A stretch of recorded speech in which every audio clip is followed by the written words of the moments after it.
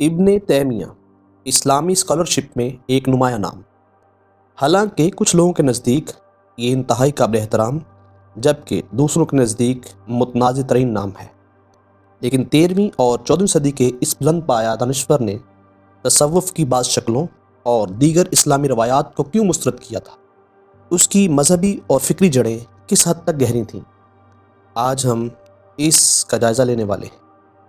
آئیے سیاق و سباق سے شروع کرتے ہیں۔ ابن تیمیہ ہنگامہ خیز دور میں زندگی بسر کر رہے تھے۔ وہ 1263 عیسوی میں جدید ترکی کے شہر حران میں پیدا ہوئے۔ ان کی ابتدائی زندگی مشکلات میں گھری ہوئی تھی، کیونکہ اس دوران منگول حملہ آور لگاتار مسلم دنیا کو تباہ و برباد کر رہے تھے۔ اس دوران ابن تیمیہ دمشق فرار ہو گئے، جو کہ اس وقت اسلامی تعلیم کا ایک مرکز سمجھا جاتا تھا۔ دمشق پہنچ کر انہوں نے اپنے آپ کو اسلامی علم کی مختلف شاخوں، قرآن، حدیث، اسلامی فقہ اور دینیات میں مشغول کر لیا، لیکن جس چیز نے انہیں ممتاز کیا وہ صدیوں سے چلی آ رہی روایات کے حوالے سے ان کا تنقیدی اور تجزیاتی نقطہ نظر تھا۔ تصوف اسلام کی ایک صوفیانہ جہت ہے جو صدیوں سے پروان چڑھتی چلی آ رہی تھی، لیکن ابن تیمیہ نے تصوف کے اندر بعض رسومات اور عقائد کو اسلام کی بنیادی تعلیمات سے نہ صرف انحراف بلکہ اس کے مخالف کے طور پہ دیکھا۔ ابن تیمیہ کے تصوف کے اوپر کون سے اعتراضات تھے، آئیے ہم ان کا ایک ایک کر کے جائزہ لیتے ہیں۔ نمبر 1، سب سے پہلے ابن تیمیہ نے تصوف کے وحدت الوجود کے تصور پر تنقید کی، جسے معروف صوفی مفکر ابن عربی نے مقبول کیا تھا۔ ابن عربی کے نزدیک تمام وجود بنیادی طور پر خدا کے ساتھ ایک ہیں۔ ابن تیمیہ نے اس پر سخت اعتراض کرتے ہوئے کہا کہ یہ نظریہ خالق اور مخلوق کے مابین ایک جو لائن ہے اسے دھندلا کر دیتا ہے اور اسلام کے انتہائی بنیادی عقیدہ توحید کے بالکل مخالفت میں ہے۔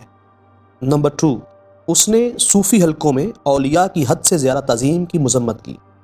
اولیاء سے شفاعت حاصل کرنا یا ان کے مقبروں کی زیارت کرنا اس کی نظر میں بدعات میں شامل ہیں، جن کی قرآن میں کوئی بنیاد نہیں ہے اور نہ ہی ان کی کوئی سند ہے۔ اس کے نزدیک یہ اعمال شرک ہیں یا پھر اللہ کے ساتھ شرک کا باعث بنتے ہیں۔ نمبر 3، ابن تیمیہ نے بعض صوفیوں کی رہبانیت کے رجحانات کو رد کیا۔ ان کا ماننا تھا کہ روحانی تنہائی کے حصول کے لیے دنیاوی ذمہ داریوں کو ترک کرنا پیغمبر صلی اللہ علیہ وسلم کی تعلیمات کے خلاف ہے، کیونکہ اللہ کے نبی نے ہمیشہ متوازن طرز زندگی گزارنے کی حوصلہ افزائی کی ہے۔ ابن تیمیہ کی تنقید صرف تصوف تک محدود نہیں تھی، اس نے دیگر اسلامی روایات کو بھی چیلنج کیا جن کے بارے میں ان کا خیال تھا کہ یہ مستند تعلیمات سے بھٹک چکی ہیں۔ مثال کے طور پہ میلاد النبی کو ہی لے لیجئے، جبکہ بہت سے مسلمانوں میں مقبول ہونے کے باوجود ابن تیمیہ نے اسے ایک بدعت کے طور پہ دیکھا، جس کی ابتدائی اسلامی برادری میں کوئی نظیر نہیں ملتی۔ اس نے دلیل دی کہ نبی سے سچی محبت کا ہونا اس کی سنت کی پیروی میں ظاہر ہوتا ہے، نہ کہ مختلف قسم کی رسومات میں۔ وہ اسلامی فقہ کے بارے میں بھی مضبوط رائے رکھتے تھے، جبکہ وہ 4 بڑے سنی مکاتب فکر کا احترام کرتے تھے، وہ کسی ایک مکتب کی اندھی تقلید کی مخالفت کرتے تھے۔ ان کے نزدیک بجائے ان فقہوں کو فالو کرنے کے قرآن و سنت کی طرف لوٹنا چاہیے اور ان سے رہنمائی حاصل کرنی چاہیے۔ اس کے ساتھ ساتھ وہ مذہبی کی آثاریوں پر بھی تنقید کرتے تھے، خاص طور پر اشعری اور ماتریدی مکاتب فکر کے اندر جو سنی راسخ العقیدہ پر غلبہ رکھتے تھے۔ ابن تیمیہ کا خیال تھا کہ یہ مکاتب فکر ابتدائی اسلامی عقیدے کی سادگی سے ہٹ کر یونانی فلسفہ اور عقلیت پر بہت زیادہ انحصار کرتے ہیں۔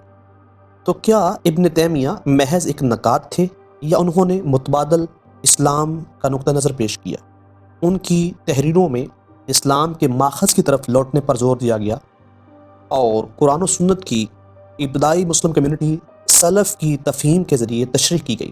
ابن تیمیہ کے خیالات نے ان کی زندگی کے دوران مباحثے کو جنم دیا جو آج بھی جاری ہے۔ ان کے خیالات نے بعد میں آنے والی اصلاحی تحریکوں کو متاثر کیا، بشمول وہابیت جو 18ویں صدی کے عرب میں ابھری۔ ابن تیمیہ کے پرستار تو انہیں اسلام کے ایک بہت بڑے مصلح کے طور پر پیش کرتے ہیں، جبکہ اس کے نقاد اسے حد سے زیادہ ریجڈ نظریات کا حامل سمجھتے ہیں، جس نے اسلامی روایات میں ڈائیورسٹی یعنی تنوع کو یکسر مسترد کر دیا تھا۔